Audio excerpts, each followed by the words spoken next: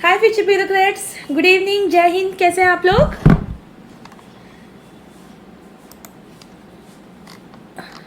आप लोग यहाँ वेट कर रहे हो, है ना?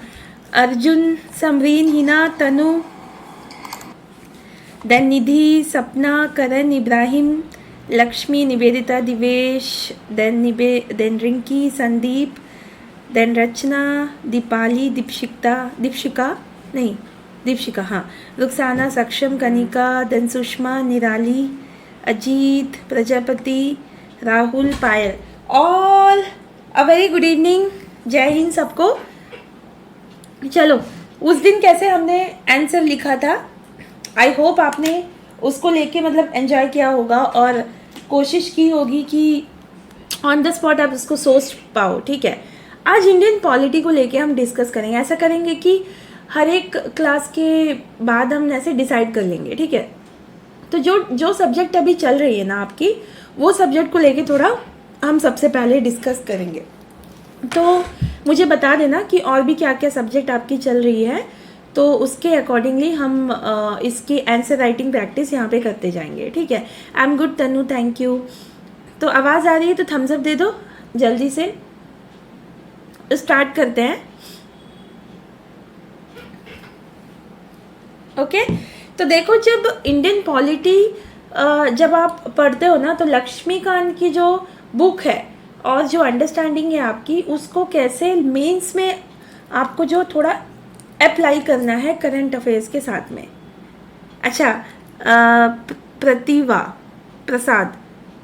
क्या मतलब? अच्छा, प्रसाद ही बोल देती हो। ओके, हाय प्रसाद। देन आज किसी का नाम मैंने यहाँ पे पहली बार देखा, तो कोई है कि पहली जो लाइव क्लासेस अटेंड कर रहा है तो प्लीज़ बता दीजिए। मैंने किसी का नाम देखा था अभी, मुझे ऐसा लगा उनकी पहली क्लासेस है शायद। कौन सा नाम था? अच्छा, कोई है तो मुझे बता दो। ठीक है, सिमरन, ओके, राहुल, राइट। देखो, 5 क्वेश्चंस। ठीक है, अब है देखो कितना आपने अगर प्रीलिम्स के लिए पढ़ा है या जो भी हो, देखो कैसे मतलब मेंस को लेके ऐसे क्वेश्चंस पूछे जाते हैं। पहला क्वेश्चन, हम rules of the game would be same. आपको 2 मिनट दिया जाएगा एंड 2 मिनट में आप उसका आंसर फ्रेम करोगे और यहाँ पे हम पॉइंट्स डिस्कस करेंगे। साथ ही साथ अगर आप उस स्पीड में लिख भी पाओ तो लिख देना। पहला question, explain the structure of parliamentary committees. अब देखो, जो लक्ष्मीकांत में आपने पढ़ा है उसको याद करके अप्लाई करना है। मैंने बोला करंट अफेयर्स में जो भी होगा और लाइव में आपको मतलब इसको कैसे, पहले मैं बता देती हूँ कि इसको लिखना कैसे है। पॉलिटी को आपकी इंट्रोडक्शन कॉन्स्टिट्यूशन से होना चाहिए। ठीक है, कॉन्स्टिट्यूशन के आर्टिकल से होना चाहिए, या फिर ये कॉन्स्टिट्यूशन में कहाँ मेंशन है इसके बारे में कोई भी जो मेन टॉपिक है उसको लेके लिखना है। बाकी की तरह, या फिर सेकंड ऑप्शन, रिसेंटली अगर कुछ हुआ होगा जो आप एग्जामिनर को बताना चाहते हो कि क्यों आपने ये क्वेश्चन को यहाँ पे दिया है, मुझे पता है, तो उसको लेके मेंशन कर देना। मतलब अगर आप इसको फर्स्ट रखोगे तो भी चलेगा, इसको सेकंड रख सकते हो। ठीक है, उसके बाद में इसको लेके जो भी पूछा है उसके सही से क्वेश्चन समझना है और उसको लेके लिखना है। लिखने का तरीका ये होगा कि जो भी क्वेश्चन पूछा है, ठीक है, वो लिखने के बाद में करंट से लेके आपको इसको कंक्लूड करना पड़ेगा, या फिर करंट में ऐसा कुछ हुआ है ऐसे बताना पड़ेगा। साथ ही साथ इसकी कोई भी कमिटीज़ को लेके आपके आंसर में आपको डालना है। पॉलिटी में ये सब रूल्स है मेंस का, कि मान लो कमिटीज़ को लेके अगर आपको, जैसे लॉ कमीशन, ठीक है, इसकी चीज़ें आपको अलग से पढ़ के रखनी है मेंस के लिए। देन सेकेंड ARC रिपोर्ट, इसको लेके। देन उसके अलावा कोई भी सुप्रीम कोर्ट का जजमेंट, ये 3 चीज़ ऐसी होगी जो आपको एडिशनली पॉलिटी के लिए याद करके समझ के रखनी पड़ेगी। ठीक है, ताकि आप अपने आंसर में ये इंक्लूड कर पाओ। राइट, तो अगर आपने ये नहीं ढूंढा है तो भी अभी पॉलिटी का नेक्स्ट क्वेश्चन आप अटेंड करने के समय मेंस एंगल में आप इसको इसके अकॉर्डिंगली आप कर सकते हो। करंट अफेयर्स के लिए मैंने आपको बोला कि लास्ट ईयर का पॉलिटी का मेंस देख लो, इस साल का मेंस पूरा कंसोलिडेट जो करंट अफेयर्स आएगा वो देख लेना, और आप जब यहाँ पे एग्जाम दोगे नेक्स्ट ईयर तब आप उसका मेंस का उठा के कंसोलिडेट करके वो टॉपिक से जब आप पढ़ोगे तो वो चीज़ आपको याद आ जाएगा। ठीक है, चलो स्टार्ट करते हैं। मुझे इंट्रोडक्शन अच्छे से देना, कोई रिसेंट में कुछ हुआ है तो वो भी देना, आज टेस्ट है आपका। ठीक है, चलो पहला क्वेश्चन देखो क्या बोला है। Take 2 minutes time and tell me the points.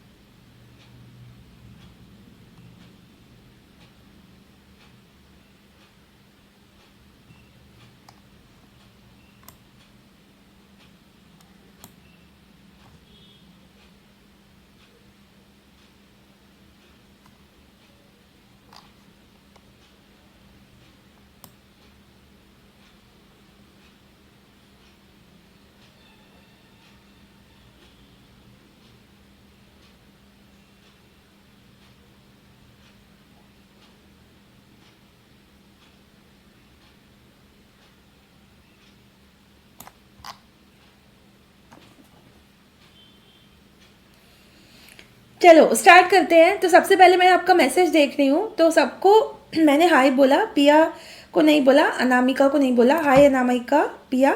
Then उसके बाद दिवेश जो है वो नया है आज लाइव क्लासेस के, तो वेलकम दिवेश आपको SLV में। ठीक है, लाइव क्लासेस में we are all welcoming you and we are just learning how to write an answer. ठीक है, तो आप कौन से मीडियम से पहले बताइएगा।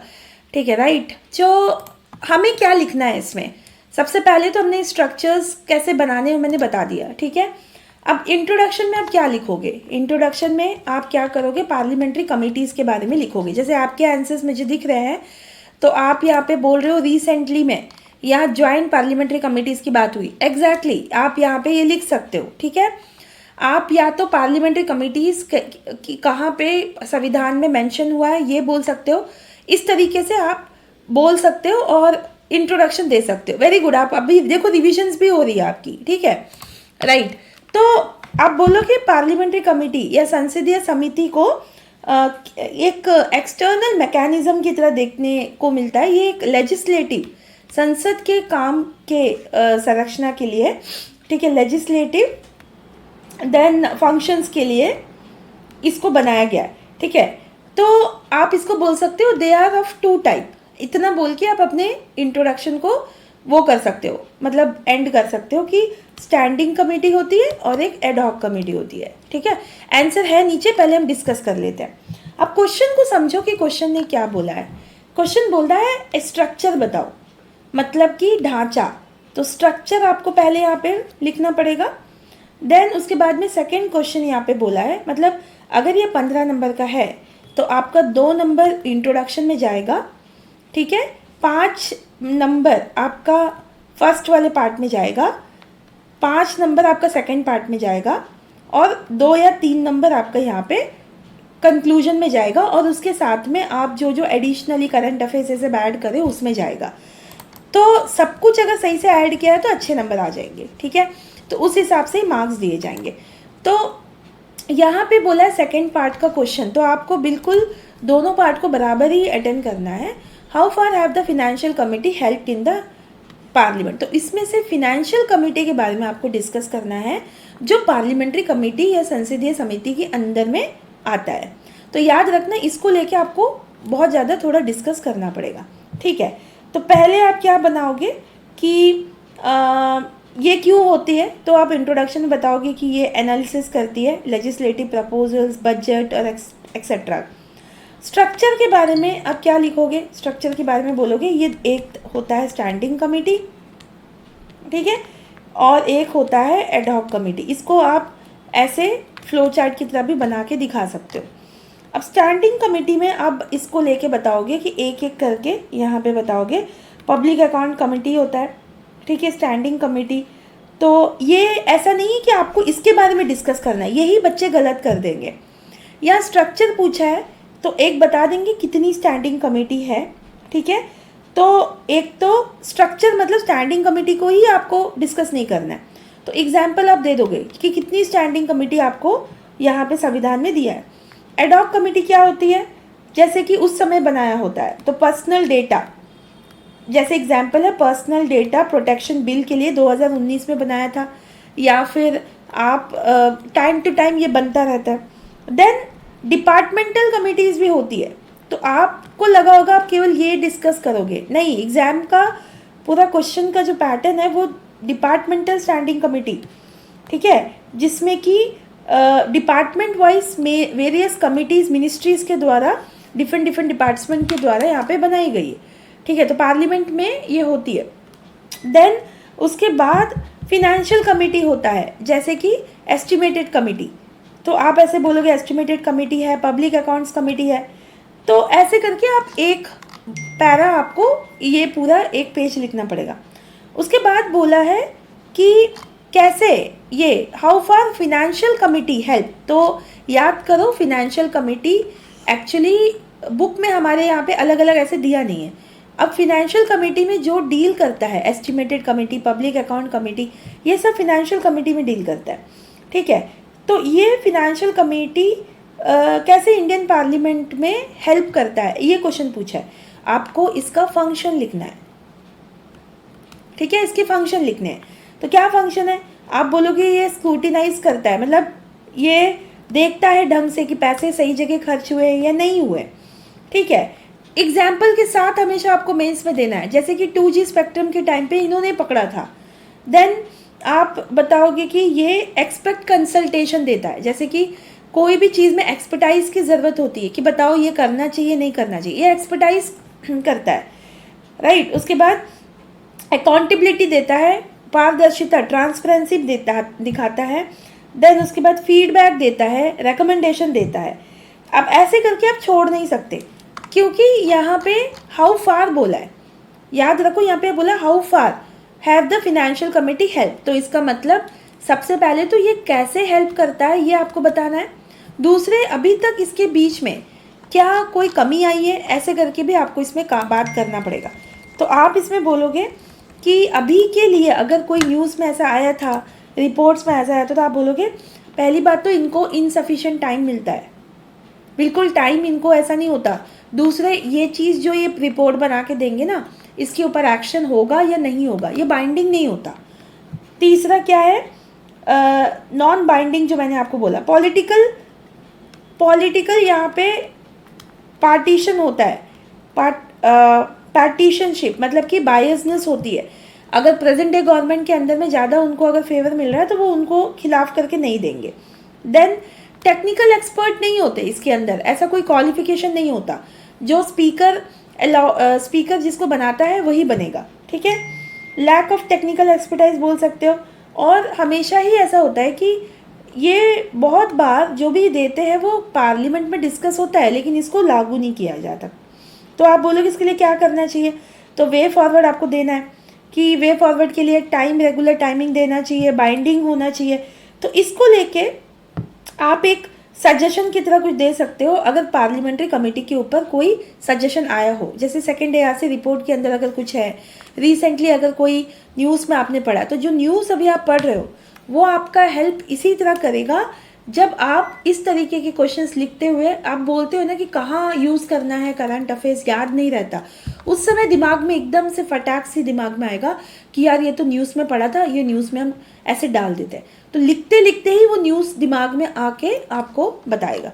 ठीक है, तो ये यहाँ पे देखो स्टैंडिंग कमेटी कौन कौन सी है, एडॉक कमेटी कौन सी है, और ये देखो political accounts estimated committee on public undertaking, और ये क्या क्या करता है ये सारी चीज़ें यहाँ पे लिखा हुआ है। हिंदी में भी है, नीचे आप स्क्रॉल करके देखोगे आपको हिंदी में भी ये सारी टॉपिक इसका आंसर दिख जाएगा। ठीक है, समझे? क्वेश्चंस कैसा है देखो, मिनिस्टर्स आर नॉट मेंबर, हाँ मिनिस्टर, अरे अच्छी बात है, मिनिस्टर्स आर नॉट मेंबर तो अच्छी बात है, वरना उन्हीं के खिलाफ में वो कैसे कमेटी में काम करेंगे? क्योंकि अब बात समझो, पार्लियामेंट में मिनिस्टर्स को स्क्रूटिनाइज करने के लिए ये कमेटी बनाया है, क्योंकि parliament is supreme, not government is supreme. समझ रहे हो? तो गवर्नमेंट के अंदर खामियां ये पता करने के लिए पार्लियामेंट में ये सब कमिटीज बनाई गई है। आप ना मतलब समझो, पॉलिटी ऐसे ही पढ़ने से मतलब आपका दिमाग में से नहीं रहेगा, आपको मेंस के एंगल से थोड़ा एनालाइज करना पड़ेगा उसको। ठीक है, तो वो चीज़ आपके दिमाग में बैठा के मेंस एंगल से आंसर लिखो जो टॉपिक ख़त्म हुआ है। और देखो हमारे पास तो इतने अच्छे नोट्स है, वीर सर ही ले रहे हैं पॉलिटी। ठीक है, तो वो सारी नोट्स को आप अपने एनालिसिस वे में सोच के करंट अफेयर्स के साथ में उसको बैठा सकते हो। ओके, देखा क्वेश्चन में क्या डिमांड कर रहे हो और आप क्या सोच के यहाँ पे लिख रहे थे। एक फ्लो चार्ट आप बना सकते हो, केवल ऐसे थोड़ा सा मेथड बताने के लिए कि 2 टाइप है 3 टाइप है ऐसे करने के लिए, बस ज़रा सा उस स्पेस को आप यूज़ कर सकते हो। ठीक है, राइट, नेक्स्ट क्वेश्चन चले, चलो नेक्स्ट क्वेश्चन। तो मेंस के एंगल से जब देखोगे ना टॉपिक, तब आपको पता चलेगा पूरा। देखो मेंस में आप जैसे पढ़ोगे ना, प्रीलिम्स के लिए तो फिर इतना इजी हो जाएगा, अभी आपको आर्टिकल याद हो जाएगा, वो क्या क्या काम करता है वो याद हो जाएगा, उसमें से 4 सेंटेंस उठा के दे देगा, तो प्रीलिम्स कैसे नहीं निकलेगा बताओ। Next question, 2 minute.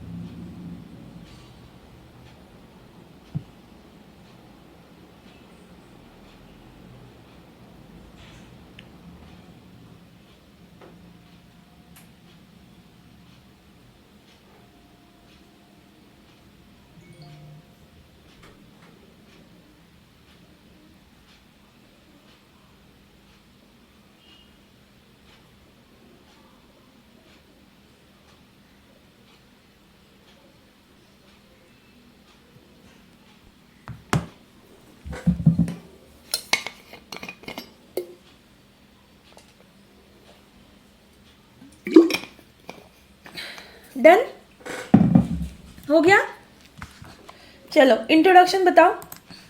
देखो मैं अभी एक बात बोल रही हूँ, पहले सोचो, ठीक है, 2 मिनट के बाद आंसर करो, ताकि बाकी लोग भी मतलब आप उसको लेके या तो लिखना शुरू कर दो और फिर उसके बाद 2 मिनट खत्म होगा तब आंसर इसको यहाँ पे रिप्लाई करो।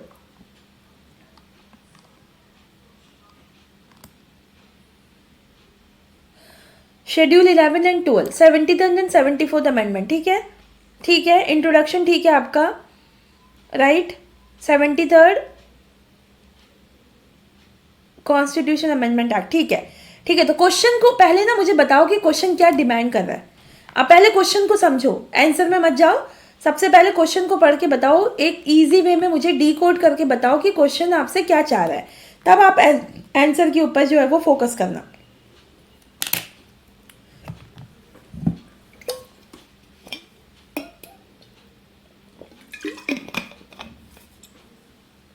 बोला है कि local self government system in India has not prove to be effective. इसको सब समझाओ कि क्रिटिकली एग्जामिन करना है, ठीक है। मतलब स्ट्रक्चर क्या बनेगा, इसका क्वेश्चन का डिमांड क्या है कि प्रॉब्लम क्या है, लोकल सेल्फ गवर्नमेंट का प्रॉब्लम क्या, ऐसे एक लाइन में मुझे पता चल रहा है। इसको कैसे करोगे, इंट्रोडक्शन दोगे, ठीक है। उसके बाद अभी इसका क्यों बनाया गया था, तो आप बोलोगे फंक्शंस पहले लिखना कि क्यों बनाया गया था इसको। फिर ये फंक्शंस है तो ये कहाँ पे लैक हो रहा है, लैक ने पूछा है इसमें कि ये कहाँ पे जाके जो है इसकी मतलब ये कहाँ पे ठीक से काम नहीं हो पा रहा है, क्यों, तो इश्यूज पूछा है, ठीक है। और इसको लेके आपको सजेशन देना है, ये है इसका। तो अभी आप बोलो कि क्या क्या क्यों मतलब क्यों बनाया गया था। Yes yes yes Monica, correct, ठीक है। लोकल सेल्फ गवर्नमेंट इफेक्टिव, हाँ पहले मुझे क्वेश्चन को एकदम इजी वे में डिकोड करके बताओ, फिर उसके बाद आंसर में चलते हैं। ओके अभी हम इंट्रोडक्शन देंगे, ठीक है। इंट्रोडक्शन में क्या देंगे कि या तो 73rd 74th amendment of 1992 made this concept of local self government. याद रखो लोकल सेल्फ गवर्नमेंट में दो है, पंचायत राज ये मेंशन करना है और लोकल अर्बन बॉडीज, ये सब की वर्ड सब मत भूल जाना। और ऐसा नहीं कि बस केवल ऐसे लिख दिया। तो लोकल सेल्फ गवर्नमेंट सिस्टम इसमें दो बॉडीज आती है, ठीक है। और इसको क्यों बनाया गया लिखो, टू प्रमोट, देखो कीवर्ड होना चाहिए आपके हर सब्जेक्ट में, टू प्रमोट। अभी मैं इंग्लिश में लिख रही हूँ, ठीक है, नीचे है इसमें क्योंकि मैंने इंग्लिश में लिखा था ना आंसर, तो मुझे वो कीवर्ड्स इंग्लिश में जल्दी से आ जाते हैं दिमाग में। तो क्या होगा, पार्टिसिपेटरी डेमोक्रेसी, और ये यूपीएससी में प्रीलिम्स में पूछा था, ये वर्ड दिया हुआ था। और आप ना कभी भी जब पेपर पढ़ोगे ना तो ऐसे वर्ड्स आपको जब आंसर चॉइस में दिखेंगे, सोशल वैल्यू ऐसे से कुछ कुछ होगा, तो वो ही आंसर होगा। बहुत बार नहीं भी आता है तो भी हम उसी तरह पेपर पढ़ते पढ़ते हमें पता चल जाएगा कि गवर्नमेंट के दिमाग में ऐसे ही वर्ड्स जैसे सोशल क्या बोलते हैं, social value, social society, participatory, democracy, ये सब वर्ड अगर आता है तो वो आंसर्स में हम डालते हैं, ठीक है। तो ये आप बोलोगे। उसके बाद अभी यहाँ पे बोलोगे कि इसका पावर क्या था, तो इसका पावर ये था कि जैसे डिसेंट्रलाइज गवर्नेंस करने के लिए, मतलब 3 tyres of the governance should be reach, तो डेमोक्रेटिक डिसेंट्रलाइजेशन करने का इसका मकसद था। सेकेंड टॉपिक आप बोलोगे सबको सोशल जस्टिस मिले, राइट, क्योंकि इसमें प्रावधान है पंचायत न्यायालय का भी, ग्राम न्यायालय का भी इसमें है। अब देखो आपने जो पढ़ा है उसको कितना ज़्यादा आप समझ रहे हो, ठीक है। जैसे आप बोलोगे कोई भी ऐसा एग्जाम्पल देके बता सकते हो, ठीक है। लेकिन अभी क्या हो रहा है, ये ना एक्चुअली न्यूज़ में आया था, अभी ये सब इसकी प्रॉब्लम्स, जैसे न्यूज़पेपर आप पढ़ोगे तो बहुत ज़्यादा स्टेट गवर्नमेंट क्या करते हैं, अगर पंचायत का डेट ख़त्म हो गया है, इलेक्शन नहीं करवाते हैं सही टाइम पे। ये न्यूज़ में आया था, 2-3 स्टेट इसका नाम भी आया था। जैसे इस तरह के टॉपिक है ना 2 साल 3 साल पहले का न्यूज़पेपर में आया होगा। अगर आप रेगुलर न्यूज़पेपर रीड करते हो, साथ ही साथ आपकी करंट अफेयर्स में आप कनेक्टेड हो, तो ये सारी चीज़ें आप खामियां इसमें बताओगे, क्योंकि इसमें ये संविधानिक बॉडी है। इसमें इसका 5 साल के अंदर, मतलब 5 साल के बाद में इलेक्शन होना ज़रूरी है और 6 महीने के अंदर इलेक्शन करवाना है। तो ये सब चीज़ स्टेट गवर्नमेंट के हाथ में दिया है, इसीलिए स्टेट गवर्नमेंट पे इन्होंने स्टेट फिनेंस कमीशन किया है, तो सही से पैसे भेजना है, वो नहीं पहुंच रहा है।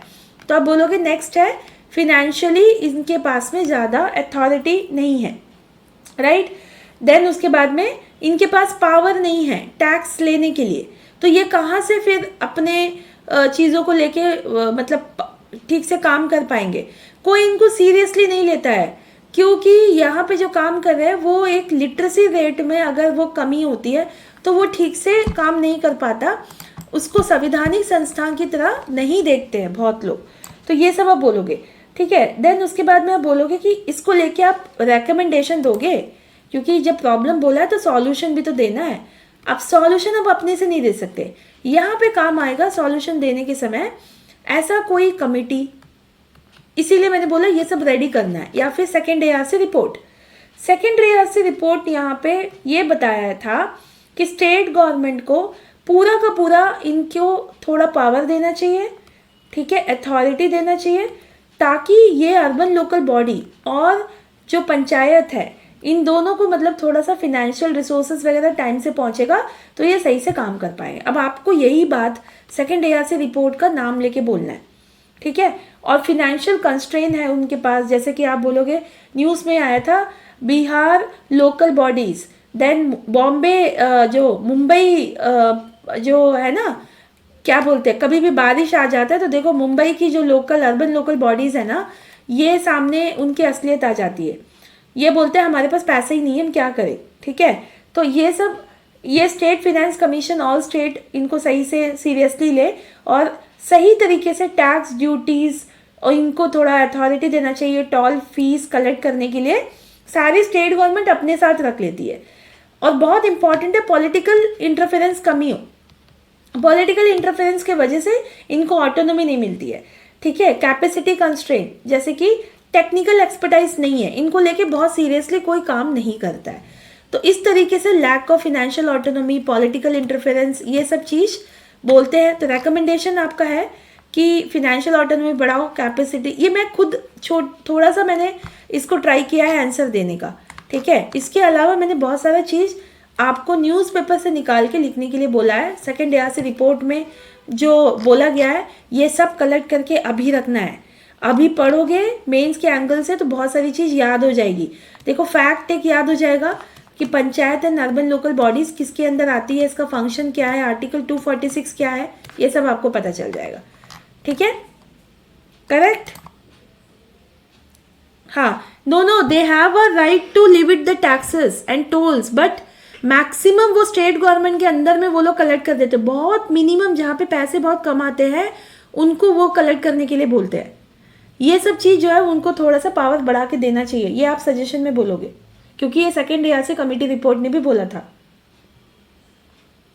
नेक्स्ट क्वेश्चंस, 2 मिनट पहले मुझे क्रक्स ऑफ क्वेश्चन बताना।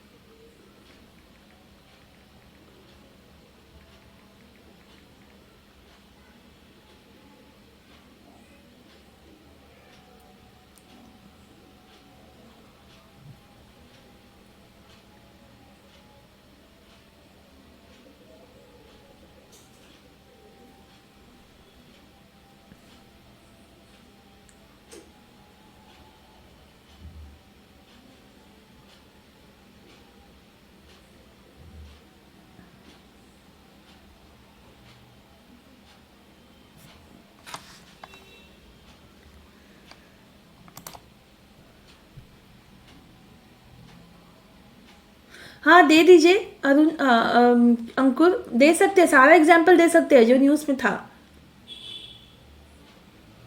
हाँ ये आप इंट्रोडक्शन नहीं, क्वेश्चन का क्रक्स बताओ पहले।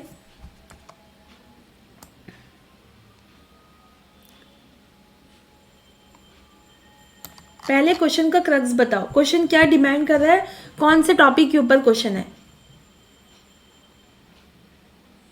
नहीं, आप कीवर्ड आपने मिस किया है यहाँ पे।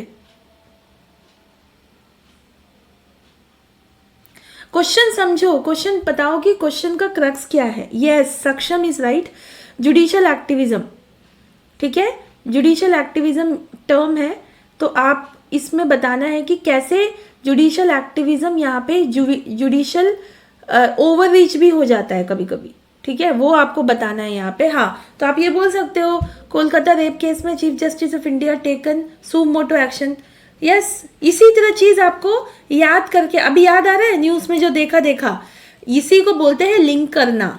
और लिंक पता है कब होगा? जब मेंस का प्रैक्टिस करोगे तब लिंक होगा, वरना सारा का सारा जो करंट अफेयर्स पढ़ रहे हो वेस्ट होगा, याद ही नहीं आएगा। अभी एकदम याद करना शुरू करोगे तो माइंड ऐसे मोल्ड करना शुरू हो जाएगा। अब इसके इंट्रोडक्शन से आप क्या करोगे?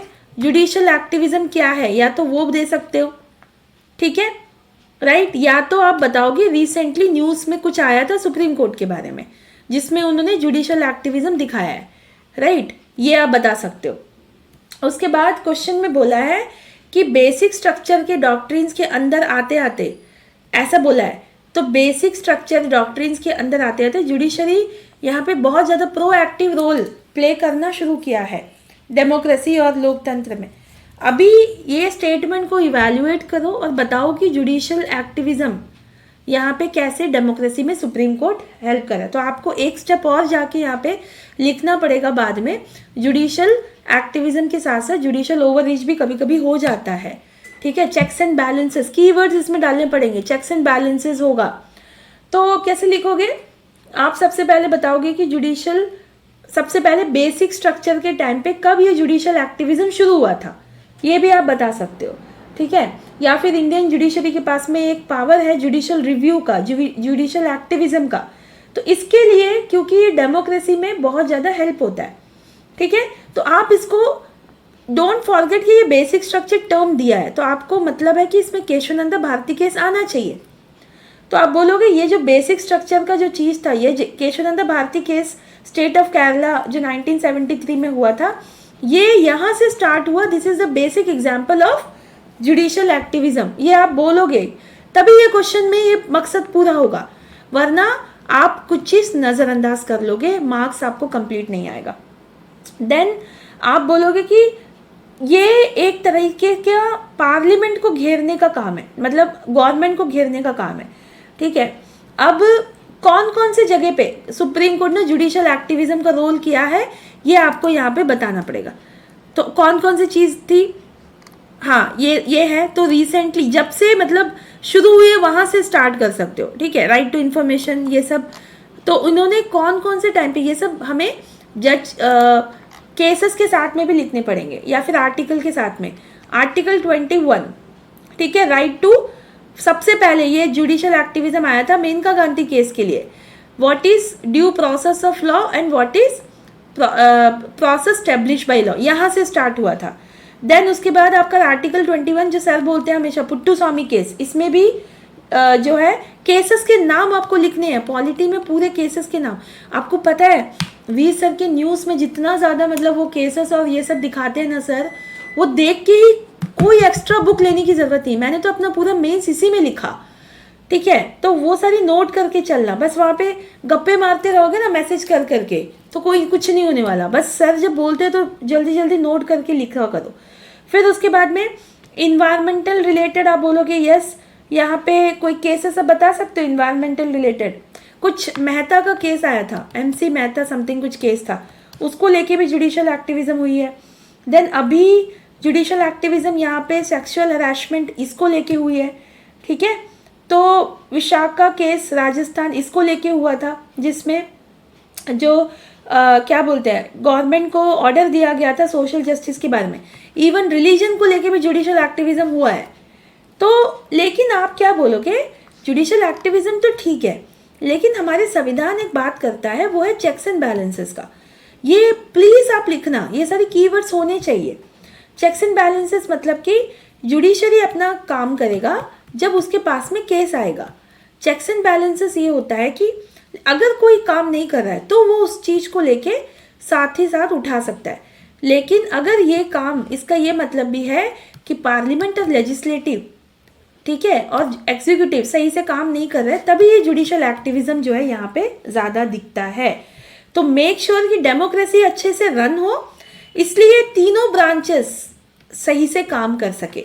नहीं तो ऐसे एंड करना पड़ेगा आपको, नहीं तो जुडिशियल एक्टिविज्म बहुत जल्दी चेंज हो जाता है जुडिशियल ओवररीच में, ऐसे बोल के आपको एंड करना है। इतना ज़्यादा जल्दी से जल्दी आपका दिमाग यहाँ पे काम करे, बोले और एंड में आप ऐसे बोलना जैसे कि ये इतना ज़्यादा भी सही नहीं है, लेकिन इसको थोड़ा सा कंट्रोल करके जाना पड़ेगा। आप 10 मतलब 5-6 मिनट में पूरा आईना दिखा सकते हो गवर्नमेंट की, ठीक है। तो इस तरह जाके, हाँ, जो भी केस अभी आप बोल रहे हो अयोध्या मंदिर और सब चीज़, ये सब चीज़ आप यहाँ आपको कोट करना है, ठीक है। लेकिन क्योंकि देखो इसमें कीवर्ड्स क्या है, समझो क्वेश्चन को, ऐसे जंप मत करना, समझो क्वेश्चन, कीवर्ड अंडरलाइन करना, देन बेसिक जुडिशरी, प्रोएक्टिव, ये सब चीज़ आपको दिखनी चाहिए। और बहुत ज़्यादा लोकतंत्र यहाँ पे आया है, ठीक है। तो आंसर देखो यहाँ पे क्या है, बेसिक स्ट्रक्चर क्या होता है, सुप्रीम कोर्ट तो केशवानंद भारती केस में बोला है, ठीक है। फंडामेंटल राइट्स को बताने के लिए पब्लिक इंटरेस्ट लिटी आया था मेनका गांधी केस में। फिर चेक्स एंड बैलेंस, जो मैंने आपको बोला, ये कीवर्ड्स होना चाहिए, सोशल जस्टिस, इसके लिए उतरता है जुडिशरी। बट चैलेंजेस यही है, ओवर रीच ना हो जाए, जुडिशियल एक्टिविज्म यहाँ पे प्रोटेक्टिंग डेमोक्रेटिक वैल्यू, बट जो मैंने आपको बोला उससे आप एंड कर सकते हो, ठीक है। न्यायिक संकृत्या, लोकतंत्र, यहाँ पे देख लो थोड़ा सा, मैं दिखा रही हूँ आपको आंसर।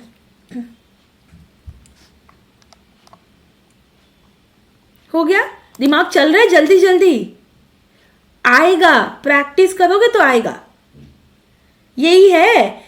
अब रियलाइज हो रहा है जब आप मेंस नहीं लिख रहे हो, यहाँ अभी मेंस लिख रहे हैं तो उनको ये रियलाइज हो रहा है कि क्या करे यार, क्वेश्चन पेपर कंप्लीट ही नहीं हो रहा है। तो कम से कम वहाँ उस सिचुएशन में फंसने से अच्छा तो अभी हम जो प्रैक्टिस कर रहे हो ये लाख पते की बात है ये, ठीक है। हम यहाँ प्रैक्टिस कर रहे हैं, रियलाइज कर रहे हो, अब इसके ऊपर और ज़्यादा मेंस लिखोगे, 3-4 महीना और है, मेंस पढ़ लो, मेंस लिख लो, हाँ ठीक है, राइट। नेक्स्ट क्वेश्चन में चले।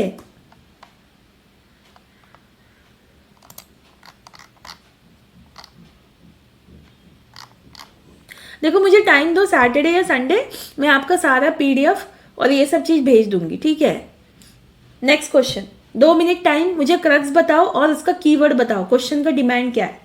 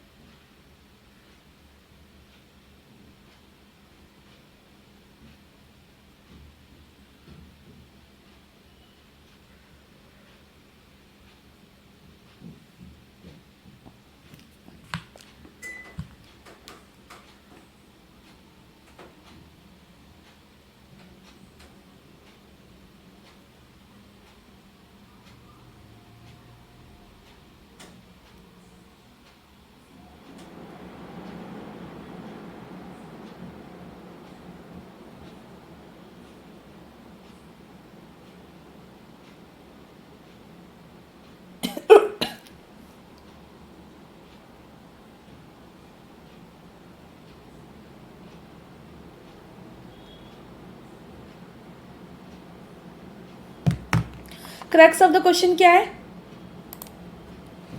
Executive is a part of legislature, strict separation, very good, separation of power, ठीक है। Then comparison of strict separation of power, क्या है क्वेश्चन,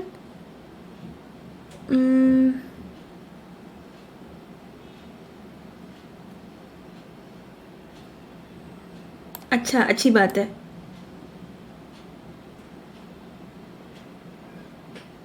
क्रक्स क्या है, कैसे निकालोगे? रिफॉर्म, चलो ठीक है। हाँ, राज बोल रहे हैं parliament and judicial separation of power body recently reformed. चलो करंट अफेयर्स के साथ में अब इसको ऐड कर रहे हो, ठीक है। क्या लिखना है इसमें, आप बताओगे कि सीधा सीधा सेपरेशन ऑफ पावर, ठीक है, कि जगह हम यहाँ पे चेक्स एंड बैलेंसेस लेके चल रहे हैं। बट यहाँ पे पूछा है डू यू थिंक, याद रखना अपना ओपिनियन देना है यहाँ पे, ये सब चीज़ मिस मत करना। संविधान या constitution of India do not accept the principle of strict separation of power rather than is based. तो आपसे पूछा है कि क्या आपको लगता है, तो अभी आपको कैसे इसको प्रोसीड करना पड़ेगा। सबसे पहले आप बोलोगे सेपरेशन ऑफ पावर संविधान में कहाँ लिखा है, ठीक है। फिर ये सेपरेशन ऑफ पावर क्यों, अच्छे से सुनो, इस सब चीज को लिख के रखो, क्यों ये सही से मेंटेन नहीं कर पा रहे हैं, ठीक है, क्योंकि संविधान में लिखा है तो क्यों मेंटेन नहीं कर पा रहे, और अगर नहीं कर पा रहे तो इसके बदले हमने क्यों फिर चेक्स एंड बैलेंसेस वाला कॉन्सेप्ट अपनाया। बस क्वेश्चन में ये आपको लिखना है। इसमें आप लिखोगे ऐसी केसेस आप डाल सकते हो सुप्रीम कोर्ट जजमेंट का, ठीक है, रिसेंटली अगर कुछ ऐसा हुआ है वो डाल सकते हो। ये इसी के बेसिस में आपको पहले तो स्ट्रक्चर करो कि क्या डिमांड ऑफ द क्वेश्चन क्या है, ठीक है। तो आप क्या बोलोगे, सेपरेशन ऑफ पावर यहाँ पे बताया गया है, किस में बताया गया है, आर्टिकल 50 में बताया गया है कि सेपरेट करो जुडिशरी को और एग्जीक्यूटिव को, ये है सेपरेशन ऑफ पावर, ठीक है। उसके बाद सेपरेशन ऑफ पावर आपको आर्टिकल 122 और 212 में भी दिखता है। अब ये सब आप प्रीलिम्स में पढ़ोगे तो आपको याद आएगा। इसमें ये बोला है कि कभी भी जो भी प्रोसीडिंग हो रही है ना पार्लियामेंट और लेजिस्लेचर का, ये स्टेट लेजिस्लेचर का है, विधानसभा का है, ये आपका संसद का है, तो इसमें जब भी कोई प्रोसीडिंग होती है, ठीक है, यहाँ पे कोई कोर्ट इसके अंदर आ नहीं सकता, ये बताता है सेपरेशन ऑफ पावर, ठीक है। उसके बाद आप इसमें से और बोल सकते हो सेपरेशन ऑफ पावर जहाँ पे प्रेसिडेंट को पावर दी जाती है, गवर्नर को एक्स्ट्रा पावर दी जाती है, ठीक है। उसके अलावा आर्टिकल 361 को यूज़ कर सकते हो जहाँ प्रेसिडेंट और गवर्नर को कहीं पे भी कोर्ट में कोई आंसर करने की ज़रूरत नहीं है। अब इतना आपने बता दिया। अब उसके साथ साथ आप सेपरेशन ऑफ पावर का आपको या तो ऐसे करके बता सकते हो, या तो त्रिकोण ऐसे बना सकते हो कि सेपरेशन ऑफ पावर में ये कभी भी अलग अलग रहते हैं, ऐसे बना सकते हो। रुको पहले इसको मिटाती हूँ।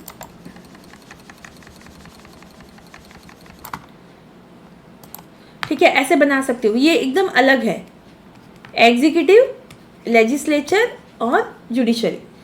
अब ये चेंज हो रहा है ऐसे, तीनों ऐसे हो रहे हैं। क्या है ये, लेजिस्लेचर, ये क्या करता है, यहाँ पे रूल्स बनाता है, पार्लियामेंट, ठीक है। उसके बाद जुडिशरी क्या करता है, यही रूल्स के डिपार्टमेंट को हेड भी करता है, मतलब कभी कभी रिटायरमेंट जज यहाँ पे जाके अपॉइंट हो जाते हैं। देन एग्जीक्यूटिव यहाँ पे क्या करता है, वो उसको इम्प्लीमेंट करता है, तो यही एग्जीक्यूटिव इसका भी पार्ट है, ठीक है। तो इसीलिए यहाँ चेक्स एंड बैलेंसेस की प्रिंसिपल्स अपनाई गई है। आप बोलोगे क्यों, क्योंकि सेपरेट, टोटल सेपरेशन पॉसिबल ही नहीं है ना। टोटल सेपरेशन तो पॉसिबल है यूएस के कॉन्स्टिट्यूशन में, जहाँ एग्जीक्यूटिव अलग है, लेजिस्लेटर अलग है, जुडिशरी अलग है। हमारे यहाँ पे तो क्वाजी फेडरल है। अब ये वर्ड डालोगे आंसर में, तभी जाके आप बता सकते हो कि क्यों हम यहाँ पे चेक्स एंड बैलेंसेस को फॉलो कर रहे हैं।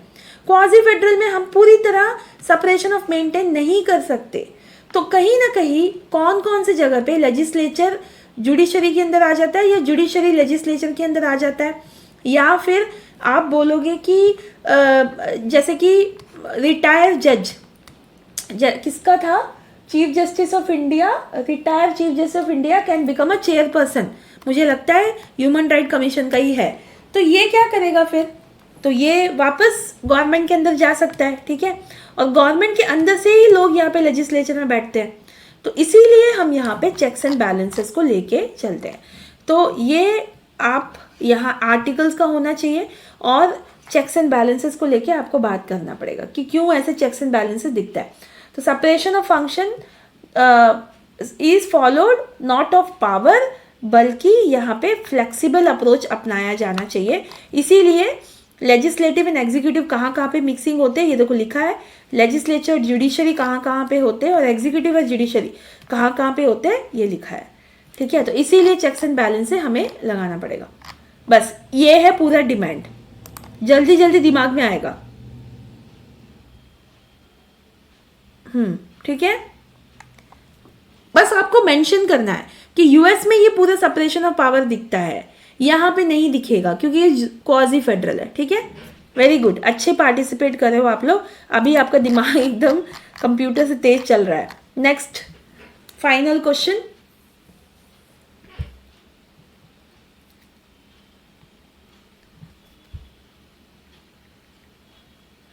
याद रखना पॉलिटी में जहां जहां फ्लो चार्ट डायग्राम बनाना है वो बनाना है।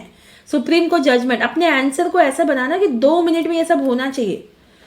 ठीक है, आपका दिमाग एकदम बताएगा और आपका हाथ लिखेगा, तो इसका मतलब है दिमाग को ट्रेन करो।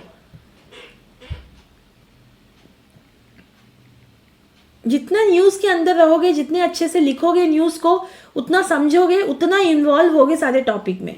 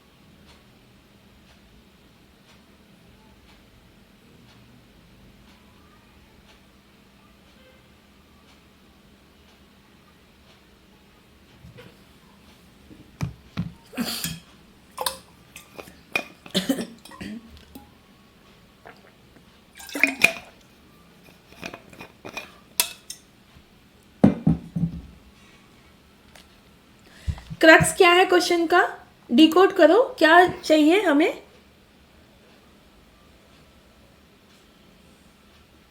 इसका क्या करना है, कंपैरिजन लिखना है या इसका डिफरेंस लिखना है।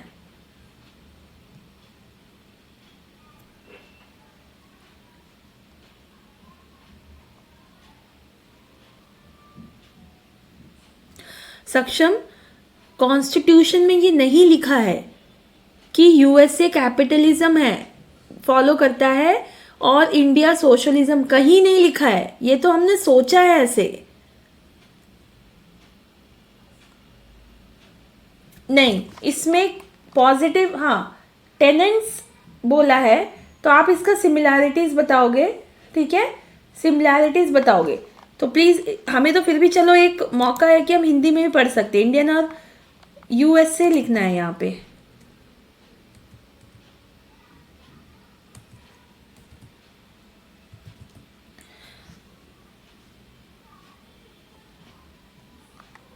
ठीक है, तो आपको कंपेयर करना है, यस आप इसमें कर सकते हो।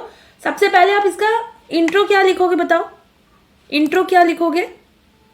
हाँ, इंट्रो में क्या लिखना है।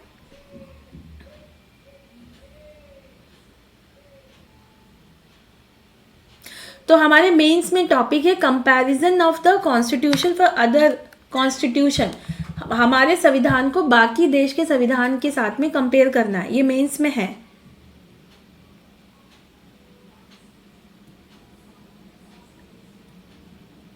नहीं, आपको सबसे पहले यहाँ पे इंडिया की डेमोक्रेसी, ठीक है, और यूएसए की डेमोक्रेसी के बारे में लिखना है। अभी जैसे इसमें बताया है, देखो यहाँ जो क्वेश्चन पूछा है, तो आप बताओगे कि यूएसए कब यहाँ पे फ्री हुआ।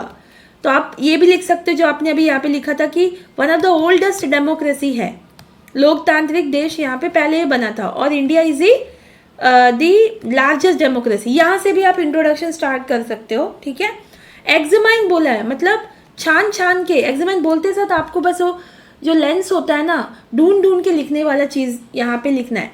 तो क्या क्या लिखोगे, क्या क्या सिमिलैरिटीज़ है, दोनों ही आप देखोगे। रिटन कॉन्स्टिट्यूशन है, इंडिया भी रिटन है।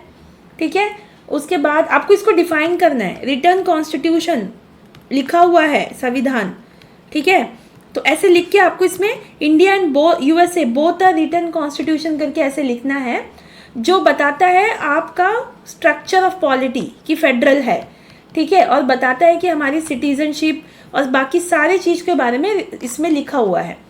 देन उसके बाद फंडामेंटल राइट्स हमारे यहाँ पे सेम है, तो आप बोलोगे वहाँ पे बिल ऑफ राइट्स बोलते हैं, यहाँ पे फंडामेंटल राइट्स बोलते हैं, और वो पार्ट 3 में दिया हुआ है इंडियन, तो जो दर्शाता है कल्चरल, एजुकेशनल और फ्रीडम राइट्स, ये सब आपको ऐसे लिखना है। बस ऐसे लिख के नहीं छोड़ देना, कीवर्ड लिखना है।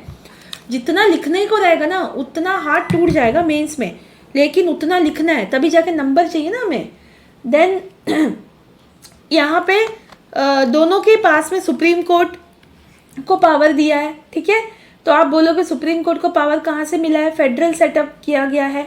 इंडिया के पास भी सुप्रीम कोर्ट है, हाई कोर्ट है, और यूएसए में भी सुप्रीम कोर्ट है, और उनके वहाँ का स्टेट में भी कोर्ट है। देन यहाँ सेपरेशन ऑफ पावर दिखता है, डिवीजन ऑफ पावर भी दिखता है, तो आप बोलोगे यस सेपरेशन ऑफ पावर भी है, डिवीजन ऑफ पावर भी है। देन चेक्स एंड बैलेंसेस हमारी जो अभी है। देन यहाँ पे इंडिपेंडेंट जुडिशरी भी है और इंटरडिपेंडेंट जुडिशरी भी है। तो ये भी चीज़ जो है यूएसए में दिखती है, ठीक है। तो जो चीज़ अलग है वो है उनका फेडरल है, हमारी कॉजी फेडरल है।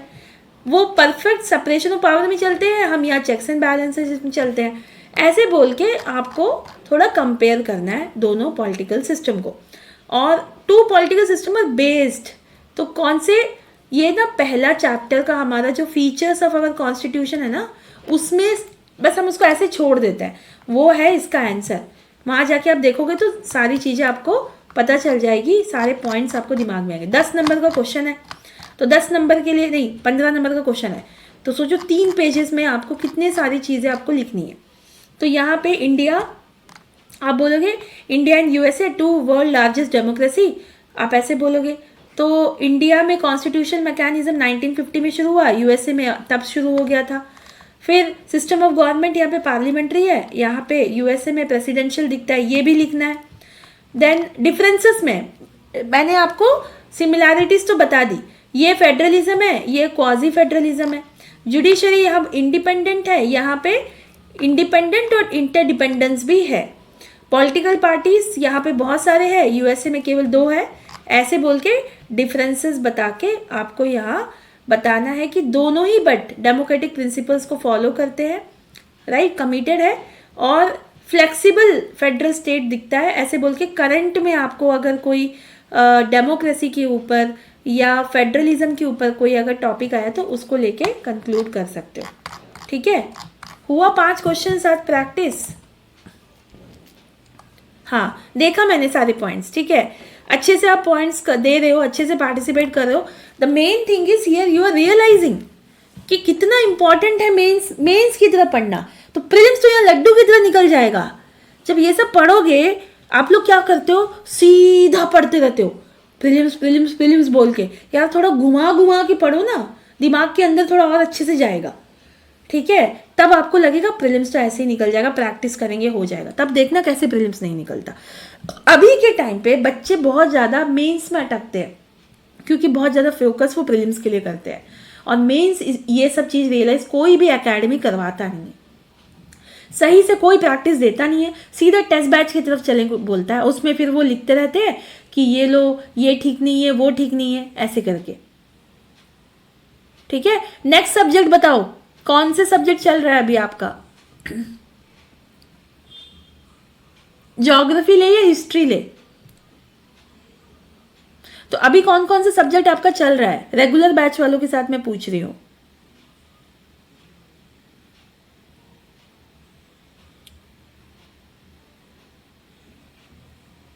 Everybody so good. Daily newspaper पढ़ना ये सोच के कि आंसर राइटिंग करना है। अंकुर नेगेटिव नहीं, पॉजिटिव बोल के चलो। कोई अभी तो किसी का नहीं टूटा, लबासना जाके जोड़ लेना, ठीक है। अभी टूटेगा भी तो कोई बात नहीं, लबासना जाके जोड़ लेना, और खुशी से तुम और 2 जंप मार दोगे वो पहाड़ से कि मैं यहाँ पे पहुंच गया बोल के। आपकी कौन सी क्लासेस चल रही है अभी के लिए? अच्छा, पोस्ट इंडिपेंडेंस खत्म हुआ, ठीक है, चलो ठीक है, पोस्ट, ठीक है, ज्योग्राफी, देखो मुझे चूज करने दो, ज्योग्राफी, पोस्ट इंडिपेंडेंस, सोसाइटी, ठीक है। तो नेक्स्ट पोस्ट इंडिपेंडेंस चलते हैं, उसके बाद ज्योग्राफी जाएंगे, ठीक है। नेक्स्ट सेशन होगा पोस्ट इंडिपेंडेंस के ऊपर, फिर इकोनॉमी में जाएंगे या ज्योग्राफी में जाएंगे या हिस्ट्री में जाएंगे, ऐसे जाएंगे, राइट। थोड़ा सा कम है ना उसमें पढ़ने के लिए, इसीलिए आप लोग टाइम मांग रहे हो। Next session would be on Sunday, ठीक है, संडे 6 बजे आ जाना, राइट। पोस्ट इंडिपेंडेंस, हिस्ट्री या ज्योग्राफी उसके बाद ले लेंगे। चलो मिलते हैं, पोस्ट इंडिपेंडेंस पढ़ के आ जाना।